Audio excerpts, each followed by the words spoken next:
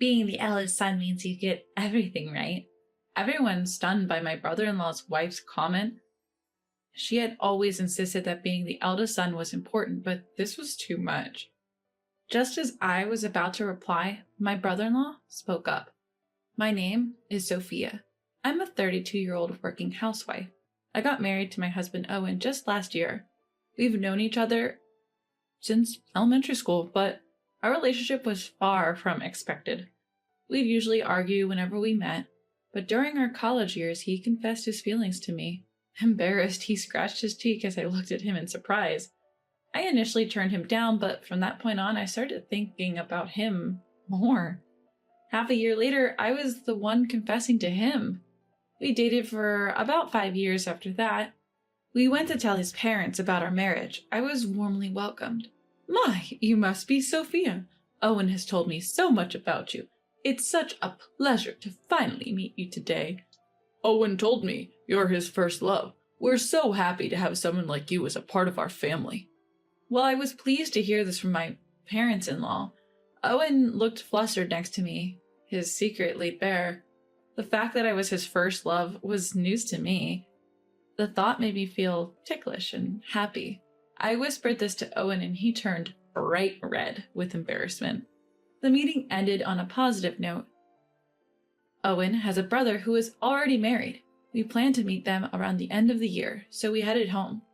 A few days later, while we were looking for our new home after the wedding, Owen's phone rang. It was from my mother-in-law. Your dad's been in a car accident. He's in the hospital with a leg injury. The doctor says there might be lasting effects. Can you come? Hearing this, Owen and I rushed to the hospital. Mother-in-law was sitting alone on a chair in the hallway. Mom, how's Dad? What's this about lasting effects? Owen, and you too, Sophia, thank you for coming. Your father apparently shielded a child who ran into the street and was hit by a motorcycle. I hugged my trembling mother-in-law, not knowing what else to do. Shortly after, the doctor emerged from the treatment room. His life isn't in danger, but he broke his femur. Given his age, even with rehab, we can't guarantee he'll be able to walk again. You should prepare yourselves for that possibility. We were all at a loss for words. My father-in-law is an active man. Even in his 60s, he's passionate about his hobbies, playing basketball, volleyball, and skiing. The thought of him unable to do any of this was devastating. My mother-in-law looked completely disheartened. However, when my father-in-law woke up, he was different. When we told him about his leg, he just laughed it off. If my legs help save a child, then it's all worth it. I might not lose the ability to walk completely. Even if I do, I'll face it then. I can still compete in a wheelchair, you know. I'm just glad to be alive. I swear, you're one of a kind, but you're right. It's a blessing you're alive. My mother-in-law's face softened, filling the hospital room with laughter. Just then, the door swung open and a flamboyantly dressed woman walked in. Behind her, a man with 3 children in tow also entered the room. Seeing my father-in-law, the man sighed in relief. Dad, I'm glad you're okay, but at your age, you should be more careful. Oh, Benjamin, you came, and you brought Emily too, thank you. The man called Benjamin was my brother-in-law. My husband resembles my mother-in-law, but my brother-in-law looks more like his father. When he noticed us, he nodded and introduced his children. You must be Sophia, right? Thanks for marrying my little brother. I'm his older brother, Benjamin. This is my wife, Emily, and these are our kids. Say hi, everyone. The children greeted us one by one. I returned their greeting, and the atmosphere in the room turned pleasant, except for one person, who looked unhappy. Emily, my sister-in-law. I'm glad you're safe, father-in-law, but you can't use your leg anymore, right? We can't take care of you. We have kids, so living together is out of question. You're not going to impose on us just because he's your eldest son, are you? Nervously fidgeting with her freshly painted bright red nails, my sister-in-law, Emily, casually dropped her bombshell. The room's relaxed atmosphere instantly charged with tension. Look, Emily, don't worry about it. I have no plans to live with you guys. I'm doing fine, and we will go to a facility when the time comes. But wait, won't they charge us for that? Because, you know, we're the oldest son's family. We also have the kids' education to think about, right, Benjamin? At Emily's rude comment, even my brother-in-law Benjamin seemed at a loss, nodding uncomfortably. My mother-in-law was visibly shaking with anger. I glanced at my husband and then spoke up. Hi, Emily. Nice to meet you. I'm Sophia, Owen's wife. Let me handle the situation with my mother-in-law. I mostly work from home, so if she stays with us, caregiving won't be an issue. We won't charge you just because you're the oldest son's family. Oh, really? That is such a relief. Nice to meet you. Seeming satisfied, Emily announced it was time for her salon appointment and left. All right, we should get going too. Sophia, please take care of Dad for us. Benjamin left the hospital room, taking the kids with him to follow Emily. What's the deal with Emily? She's unbelievably rude. Yeah, she just showed up about 10 years ago, already pregnant, and my brother married her shortly after. Even my in-laws didn't seem to know how Benjamin and Emily met or started dating. After they got married, they lived close to the family home.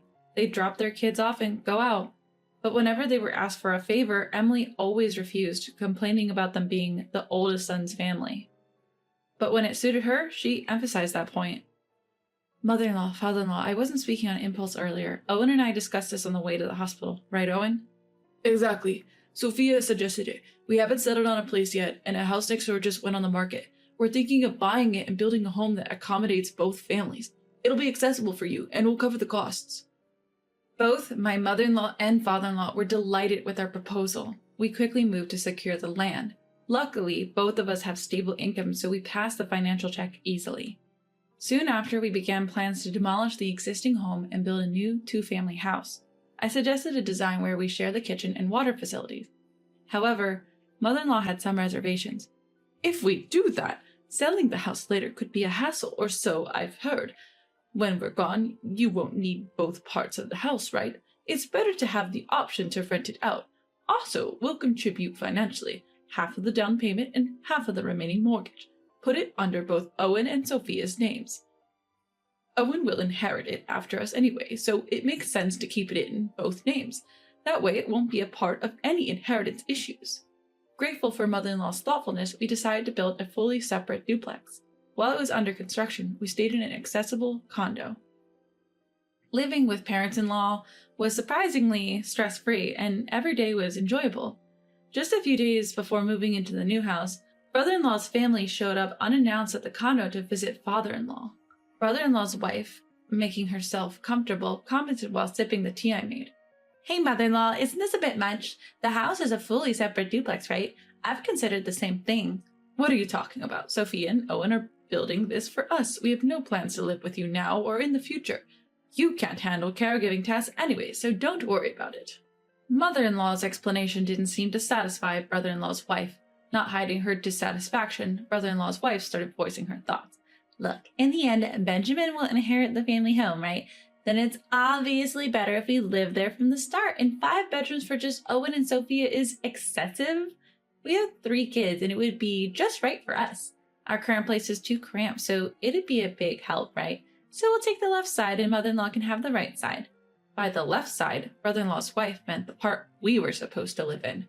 We had planned for the possibility of needing full-time care in the future, so the ground floor had 3 bedrooms, with 2 additional rooms on the upper floor. The ground floor was for guests and father-in-law, and we had all agreed on this layout. Yet brother-in-law's wife assumed that they would use it. So if you're going to live there, you'll cover all the construction costs, right? And you'll also handle the caregiving? That was our plan when we built the place. What are you saying? All of you are supposed to be on the right side, right? If caregiving is involved, cohabitation is essential. We're already living harmoniously, right? Then just keep it that way. We won't have to pay anything. Emily just continued dreaming aloud. In her dream world, her family saves on rent and lives in a spacious home, happy as can be. For the in-laws and us, caregiving becomes easier and we get to see brother-in-law's wife's children regularly, making everyone happy. In her head, we owe it to my sister-in-law, who made the win-win proposal. My father-in-law had been silently listening the whole time, but he now instructed my mother-in-law to retrieve something from a drawer. Following his instructions, my mother-in-law pulled out a thick envelope in a single sheet of paper. In this envelope is $500,000. This is for you both. In return, never contact us again. And Benjamin, sign this document. Our entire inheritance will go to Owen. Everyone absorbing my father-in-law's words, my brother-in-law looked shocked. My mother-in-law seemed to have been aware of this plan all along. The room fell silent for a moment. My sister-in-law wasn't one to back down easily. But he's the eldest son. Doesn't the eldest son get everything? Everyone was stunned at her audacity. She always insisted that the eldest son was the most important, but this was too much. Just as I was about to retort, my brother-in-law cut in. Enough is enough. Not just with my parents, but also with my brother and his wife. I can't go on with you anymore. Let's divorce. Dad, will this signature do for renouncing the inheritance? And I don't need the $500,000, but please don't cut us off. The kids love you guys. At brother-in-law's words, father-in-law nodded in agreement. Mother-in-law, with tears in her eyes, seemed to be okay with it too. For a moment, my sister-in-law looked dumbfounded, but she soon regained her composure and started shouting. Who do you think you are? Fine, let's get a divorce, but you'll pay me alimony in court. What are you talking about? You're the one who will have to pay alimony. My brother-in-law said, pulling out an envelope from a large bag. It contained a photo showing my sister-in-law arm in arm with another man entering a hotel. Her face turned pale at the sight of it. He continued, unfazed. I knew you were cheating for a while now. When I looked into it for the divorce settlement, I was shocked. Your affair partner didn't even know you were married. Even had an engagement going. He's really angry, planning to claim compensation in the divorce trial. What, you told him? You're ruining my new start. What? Everyone just enjoys bullying me? I won't forgive ruining my engagement. Facing his wife's sudden anger, brother-in-law handed her the divorce papers. If you give me custody and our savings, I don't need alimony or child support. I'm sick of your cheating and your spending. Please just divorce me. If you're that desperate for a divorce, fine, but don't come crawling back to apologize later. Live with your regret. With that, my brother-in-law's wife signed the divorce papers and left the house. Dad, Mom, and Sophia, and Owen too. I'm truly sorry for all the trouble caused by not stopping Emily. My husband comforted his apologetic brother and looked at father-in-law. We love our grandchildren too. We plan to help out with the kids. Exactly. To be honest, we made our decision thinking you and Emily were on the same page, but we see now that you're not. Yeah, I've been thinking. Maybe we don't have to go as far as disinheriting. At this, brother-in-law shook his head. He mentioned they'd already rented a nearby house and planned to get by mainly with the kids, relying on the family only when absolutely necessary, before leaving with the kids for an appointment with the lawyer. Afterward, brother-in-law and his wife divorced. The wife apparently sought support from her affair partner. However, the irate affair partner claimed engagement-breaking compensation. And what's more, they met at a singles event. She's now banned from that group after they found out she was married. Her strict family has disowned her for what she did. She came to plead with brother-in-law one more time. But the parents-in-law refused to tell her where he moved. Deflated, she trudged back home alone. My brother-in-law is doing well, starting anew with his kids. It turns out his wife wasn't much of a homemaker, but he and the kids have been managing the household just fine on their own. His kids are extremely well-mannered and responsible, and they're doing their best to support their busy dad. When they visit my husband's parents, they make it a point to stop by our place, and we've started cooking together. Lately, they even started calling me sister. As for my father-in-law, his post-surgery recovery is going remarkably well, and his rehab is right on track. He's regaining his ability to walk, and the doctors are surprised at his rapid recovery. My mother-in-law mentioned they're not planning on living with us for now, to which I replied, that's too bad. On my end, a year after we moved, I found out I'm pregnant. It's still early days, but when we told my husband and in-laws, they shed tears of joy. Since we had to postpone my father-in-law's get-well-soon party due to the move, we decided to combine it with a baby celebration. It might be a bit early, but their happiness makes me happy, so why not? My husband recently got promoted and received a pay raise. I'm mostly working from home and plan to work as much as possible before the baby comes. Because of this, we've made good progress on our mortgage payments. Truth be told, I'm actually looking forward to living with my in-laws in the future.